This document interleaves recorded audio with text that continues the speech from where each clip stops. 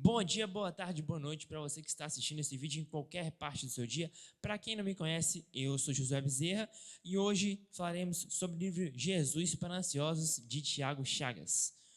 Hoje eu quero muito levar em relevância todo tipo de público que está nos assistindo e vou citar uma passagem bíblica que fala logo sobre ansiedade, que é a passagem bíblica, se tem na Bíblia, que é a nossa regra de fé e conduta, a palavra de Deus. Na primeira carta de Pedro, capítulo 5, versículo 7, fala que deixemos sobre ele todas as vossas ansiedades. O livro Jesus para Ansiosos trata-se do mal do século chamado ansiedade, que é muito tratado em muitas pessoas hoje em dia, porque a ansiedade se trata muito do preocupamento excessivo do que vou vestir, do que eu vou comer, como você vai viver para o amanhã. Você precisa sim se preocupar com o amanhã, precisa sim planejar o amanhã, mas o preocupamento excessivo é tratado como ansiedade. Tiago Chagas fala em seu livro: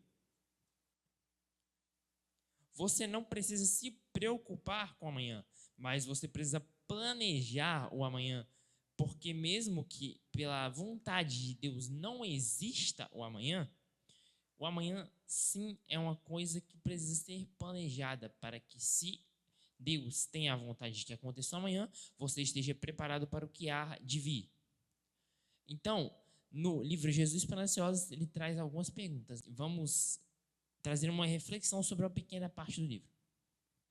Tiago Chagas fala em seu livro: como afirma Ana Beatriz Barbosa Silva em seu livro Mentes Ansiosas, abre aspas, os níveis elevados de ansiedade entre adolescentes e adultos, e especialmente entre as crianças e adolescentes, nos levam à inevitável reflexão onde falhamos. Fecha aspas. Se buscarmos a resposta para essa pergunta nas ciências humanas, encontraremos ferramentas relevantes, que não desprezamos e até usamos. Contudo, nossa proposta por meio desta obra é buscar a resposta bíblica. A intenção de Deus para o homem, criado à sua imagem e semelhança, é que este desfrute de saúde completa. Então, a ansiedade é o preocupamento excessivo com o que vamos vestir, o que vamos comer, como vamos sobreviver no amanhã. Agora eu vou mostrar a minha visão sobre algumas perguntas que Tiago Chagas apresenta em seu livro. As perguntas são: pergunta: como a separação do Deus e de homem impactou emocionalmente a humanidade? Sim, Adão tinha sua companheira, Eva. Vou citar o exemplo de Adão.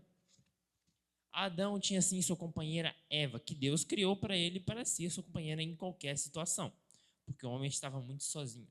Mas Deus, na Bíblia, que é a palavra de Deus, fala: toda tarde, fim de tarde, Deus andava no jardim, todo fim de tarde, no jardim, para conversar com ele, para ter uma conversa íntima com o homem, como seu apoio emocional, seu pai e tudo que você precisar.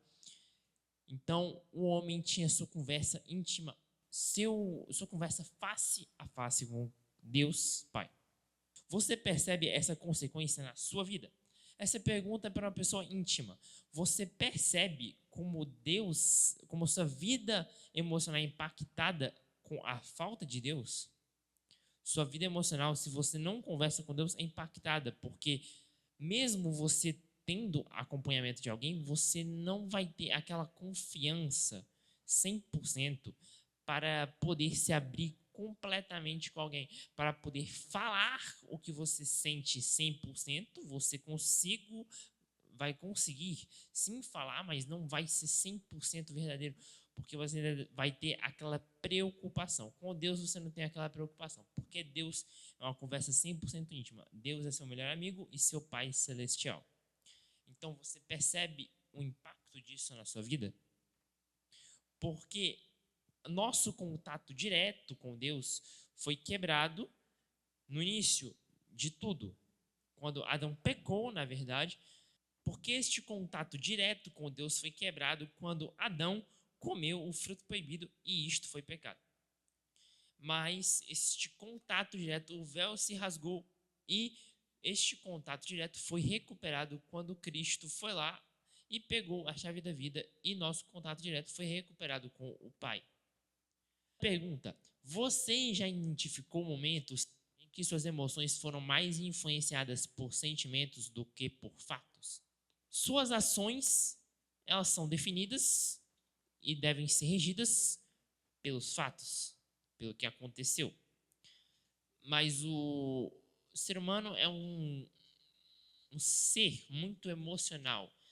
Muitas das vezes podem ser regidos, é o que acontece, pelos seus sentimentos. Por mim mesmo, já fui regido muitas vezes o que eu fiz por causa dos meus sentimentos. O que poderia ter acontecido se eu não tivesse agido pelos meus sentimentos. O que poderia ter acontecido, o que poderia ter rolado, o que poderia ter sido diferente. Mas vamos viver no que poderia ter sido? Não, vamos viver agora. Nós não agimos pelos fatos, nós agimos pelos sentimentos. Nós agimos naquele momento pelos sentimentos. Temos que aprender e agir pelos fatos, não pelos sentimentos. Pergunta: como isso afetou as suas decisões?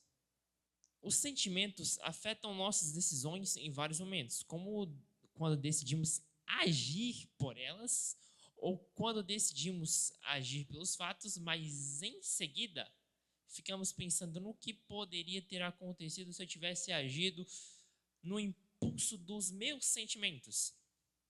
Você deve sempre pensar no que deveria ter acontecido. Você deve pensar nisso. Mas você não deve viver no e se eu tivesse agido. Você deve pensar no que poderia ter acontecido, mas você não agiu. Então, pensa no que você vai fazer daqui em diante, não o que você poderia ter feito. Pergunta: ao refletir para a história de Caim e Abel, quais sentimentos negativos você já optou para controlar? Essa é uma pergunta pessoal, mas eu vou citar o exemplo de Caim e Abel que ele mesmo falou. Vou fazer uma alusão ao texto de Caim, que Deus fala com Caim. Deus perguntou para Caim: por que o teu semblante está abatido? O Satanás está à porta, espreitando para você pecar, mas vem a você a decisão. Então, Caim teve sentimentos negativos contra o irmão. Um deles foi a inveja, porque Deus aceitou a oferta de seu irmão Abel, mas não aceitou sua oferta. Eu vou citar por quê, mas não vou abordar muito profundamente esse texto. Deus aceitou a oferta de Abel porque foi uma oferta dos seus primórdios, dos seus primícias. E não aceitou a oferta de Caim porque não tirou das suas primícias. Mas não vamos nos aprofundar nisso. Então, os sentimentos negativos como a inveja, raiva e ódio foi o que Caim sentiu pelo irmão. Ele não conseguiu controlar esses impulsos e essas emoções, e isso fez ele pecar e assassinar seu irmão Abel. Próxima pergunta: de que forma a pós-verdade influencia sua maneira de perceber a realidade? Eu vou citar a parte do livro que fala o que é a pós-verdade. A pós-verdade: a situação em que os fatos objetivos têm menos influência na formação da opinião pública do que apelos emocionais e crenças pessoais. Sentimentalizou a realidade e produziu pessoas governadas muito mais por suas emoções do que por fatos, aumentando exponencialmente o surgimento de transtornos de ansiedade e dos mais variados tipos. A pós-verdade é quando você sentimentaliza o que está acontecendo. Então, de que forma a pós-verdade influencia sua maneira de perceber a realidade?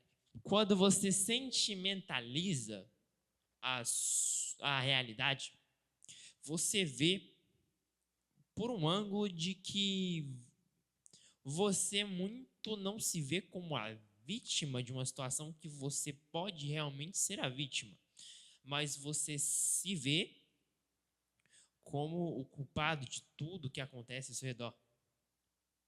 Você se vê como um fracasso completo. Mas Se você sentimentaliza muito, sempre se ver como o culpado de tudo, isso vai gerar um transtorno, sim, de ansiedade. Mas você nem sempre vai ser o culpado do que está acontecendo. Às vezes, seus fatos, quando são regidos pelos sentimentos, te tornam culpado, mas nem sempre isso acontece. Você não pode deixar a pós-verdade governar a sua vida e sentimentalizar sempre o que está acontecendo ao seu redor. O sentimentalismo da realidade acaba com o que está acontecendo e isso não pode reger a sua vida. Então, pense e raciocine. A pós-verdade está regendo a realidade da minha vida? Próxima pergunta. Para você, o que significa buscar uma estabilidade emocional baseada em Cristo? Eu vou passar na minha visão, mas essa pergunta é pessoal. A minha visão é que uma estabilidade emocional em Cristo é contar com Cristo para ser o apoio e o seu melhor amigo em qualquer situação que você pode contar com ele para tudo que acontecer. Você vai entregar sobre ele, como diz em Pedro, como diz em primeira carta de Pedro. Entregue a Deus todas as vossas ansiedades. Então, Deus será seu apoio emocional para entregar sobre ele todas as vossas ansiedades. Todas as suas emoções vão ser regidas e vão ser apoiadas em Cristo. Então, Deus tem que ser sua estabilidade emocional. Contar com ele para tudo, para conversar com ele, desabafar e, em momentos, ficar apenas calado e ouvi-lo falar o que ele tem a dizer para você. Assim você encontrará sua estabilidade emocional em Cristo. A próxima pergunta é: como isso pode ser aplicado no seu dia a dia? Eu vou contar uma experiência. Uma experiência que acontece com muitas pessoas, principalmente adolescentes hoje em dia. Na paixão, você pode constantemente ser rejeitado por alguém. E isso pode abatê-lo emocionalmente. Mas quando você fala com Cristo, isso pode basear, você pode desabafar e ele vai falar com você, vai dizer o que você tem a fazer. Então, no dia a dia, a rejeição que pode acontecer numa paixão muito duradoura, como 1 ano, 2 anos, 3 anos ou até mais, uma rejeição de tanto tempo pode fazer você se sentir mal. Mas falando com Cristo, ele vai basear e te dar apoio emocional para o que você tem que fazer para superar a situação. Então, essas são as principais perguntas que são abordadas no primeiro capítulo de Jesus para Ansiosos. Eu não vou abordar as outras perguntas porque são muitas perguntas e esse vídeo duraria muito tempo. Este foi o primeiro capítulo de uma série aqui do canal que eu vou abordar sobre livros. O nome deste quadro é O Tempo com Deus. Então, eu te peço para deixar o like, se inscrever no canal e comentar uma visão sua sobre todas as perguntas que foram abordadas nesse texto, nesse vídeo. E se quiser falar alguma coisa, desabafar nos comentários. Estamos aqui para te dar apoio e ouvir. E oraremos por sua situação com Cristo. Espero que você tenha gostado desse vídeo. Que Deus te abençoe. Não se esqueça, eu sou José Bezerra. Ative o sininho para receber as próximas notificações sobre os vídeos. Aqui é um canal de todos os conteúdos. Então, vamos ter vídeos curtos, vamos ter vídeos longos. Deixe seu like. Até o próximo vídeo. E este é o Tempo com Deus. Jesus te abençoe.